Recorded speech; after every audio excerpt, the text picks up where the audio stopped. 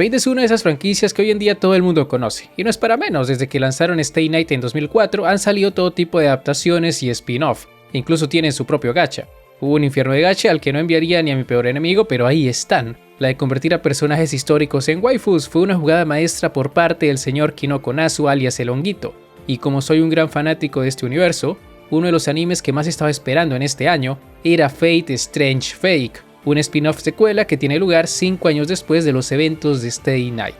En esta nueva edición de la Guerra del Grial, el gobierno de Estados Unidos decidió copiar el sistema de la Tercera Guerra, ese donde se invocan 7 servants para que luchen entre sí hasta que solo quede uno. Pero como no tenían los recursos necesarios para recrearla al pie de la letra, primero tuvieron que crear una guerra falsa, una donde solo se invocarían 6 servants. Estos héroes funcionarían como catalizadores y tras ser invocados solo les bastaba con invocar uno más para iniciar la guerra de verdad. Ciertamente este es un Fate mucho más complejo de lo normal, y por esa razón no se recomienda verlo sin antes haber visto otros Fates. Yo sé que hoy en día el FOMO es algo muy difícil de evitar, y que Strange Fate es el anime de moda, pero esta obra no está hecha para gente que no sabe nada de la franquicia. Esto es un spin-off secuela. Aquí tienen en cuenta lo que ocurrió en otras historias, incluso las que suceden en otras líneas temporales, por lo que no se recomienda iniciar por Strange Fake. Si lo haces no vas a entender nada y mucho menos vas a poder disfrutarlo. Si estás muy desesperado por ver este anime, por lo menos tienes que verte Fate Zero y UW, pero no menos que eso. Si ves esos dos vas a entender la mayoría de conceptos y referencias, pero si de verdad quieres entenderlo todo, la cosa se pone jodida. Y antes de seguir, quiero recordarles que este video tiene spoilers, no de la novela porque no la leí ni pienso leerla, pero sí del anime. Aparte de Zero y UW, para entender Strange Fake tenemos que ver los siguientes animes. Heaven's Feel para saber qué carajos es la tercera magia y por qué todos quieren obtenerla. Fate of Babylonia para entender la relación entre personajes como Gilgamesh, Enkidu e Ishtar. Fate Apócrifa por las menciones que se hacen de Ruler / Juana de Arco y de otros personajes que salen allí. Laurel Meloy para saberle a todo lo que tiene que ver con ese personaje y sus estudiantes. Capaz haya que ver la película de los Caballeros de la Mesa Redonda y por si fuera poco, también están todas las obras que Nasu escribió antes de Fate, tales como Tsukihime, Kara no Kyokai y Mahoyo. Esto por los cameos / menciones que se hacen de personajes de esas historias, tales como Touko o Ban Fem. Es una locura todo lo que hay que ver, aunque realmente no es necesario ver todo eso. Yo solo me vi la mitad de esos animes y no me perdí de mucho. Lo de verse cada obra del Nasuverso es más meme que otra cosa.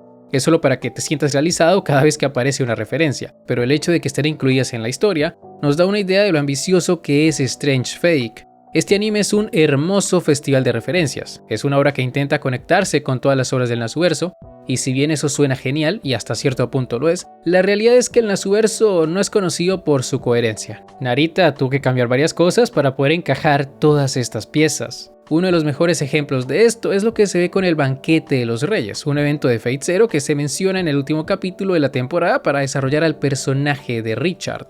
La charla es algo diferente en ambas versiones. En Zero humillan completamente a Artoria, la hacen quedar como una tonta, cosa que no le gusta mucho a los fans, porque según ellos en Stay Night ella era el personaje, y si bien entiendo su punto, la verdad es que aunque Artoria me cae muy bien, fuera de Stay Night, de la ruta Stay Night, para ser más precisos, no es que sea muy diferente de su versión de Zero. En UW la vence un maestro de escuela, en Apócrifa Mordred demuestra que lo que dijo Skandar era cierto, y en Heaven's Feel es corrompida a la mitad de la historia y no es que haga mucho, la verdad. Por eso me pareció curioso que Narita cambiara el banquete para esta historia, haciendo que en lugar de ser una especie de mártir que solo piensa en sus ideales, lo de renunciar a su historia se ha visto como una especie de camino para acercarse a la rectitud de los dioses. Es decir, la idea es la misma, dar a entender que el deseo de Artoria le arrebatará su propia humanidad, pero sí es cierto que la hicieron quedar mejor que en Zero. Por lo que tengo entendido, Nasu le dio permiso a Narita para escribir su propia versión del banquete, una que se adaptara al mundo de Strange Fake. En lo personal no tengo problemas con eso, Fate es una franquicia que está llena de contradicciones y una más no hace daño. Igual, aunque se le hubiera mostrado el banquete de Zero a Richard, la realidad es que ese loco la iba a defender como fuera.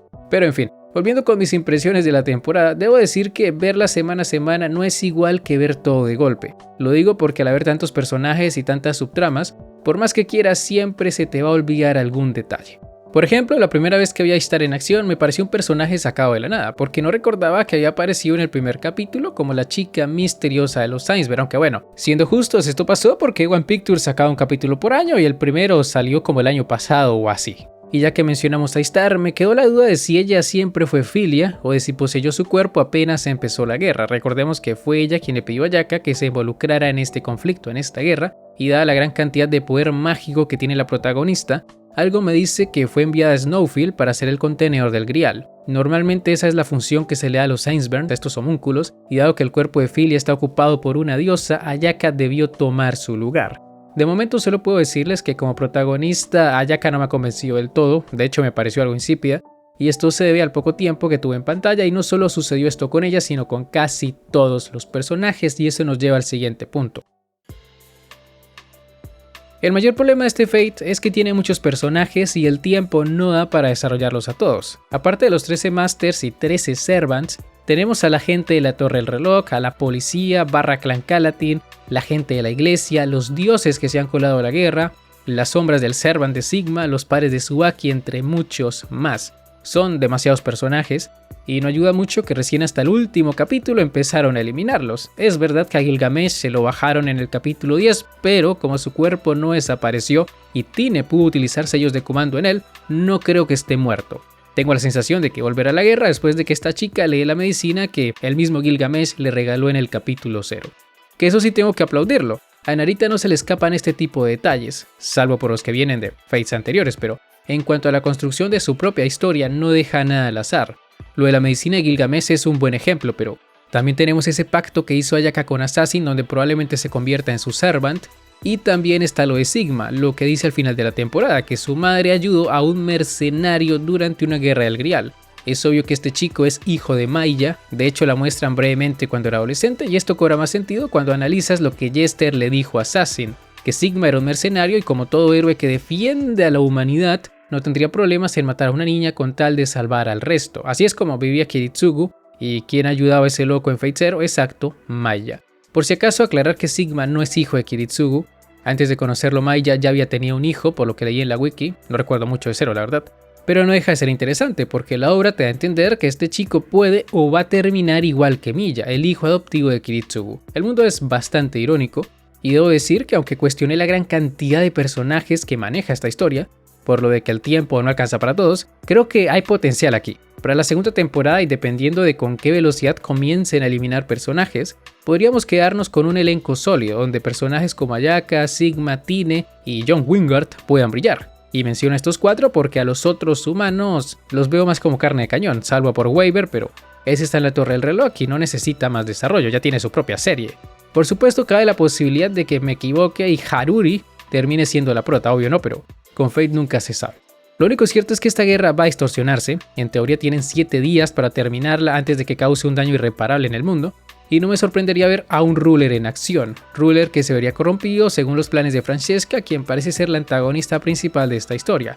Capaz veamos a una Juana Alter, quién sabe, y ya que estamos hablando de Francesca, qué buen diseño que tiene la desgraciada. Su función es la de ser un agente del caos, es quien interrumpe los planes de todos, pero también es el fanservice de la obra y qué buen fanservice la verdad.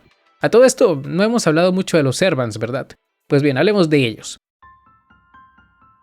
Aparte de lo que mencioné en el video del capítulo 0, donde menciono lo bonito que es Enkidu, volvemos al mismo problema de antes. Debido a la gran cantidad de personajes que tiene este Fate, es muy difícil hacer que toda esta gente brille. Por fortuna hay personajes como Gilgamesh, Richard o Jack, que no necesitan tener un trasfondo muy trabajado para destacar, ya que su sola caracterización los hace memorables, pero sí es cierto que Narita se dejó llevar y metió a mucha gente. Creo que les habría ido mejor si hubieran hecho como en Apocrypha, donde se deshicieron de la mitad de los Masters al principio de la guerra. Aún así creo que manejaron la situación lo mejor que pudieron, quiero decir, si bien fueron pocos los personajes que lograron destacar, tampoco sentí que los que no lo hicieron estuvieran de más. Por supuesto, eso no es lo que se busca en una historia de estas, la idea es que cada personaje tenga protagonismo, y solo espero que para la segunda temporada y con la reducción de personajes que va a haber, se mejore en ese aspecto. Por lo demás no tengo ninguna queja, Fate Strange Fate es un anime muy entretenido, y más allá de la buena animación que le metió A1 Pictures, animación por la cual tuvimos que esperar como 3 años después del capítulo 0, para los que son fans de esta franquicia, esto fue como encontrar un oasis en medio del desierto.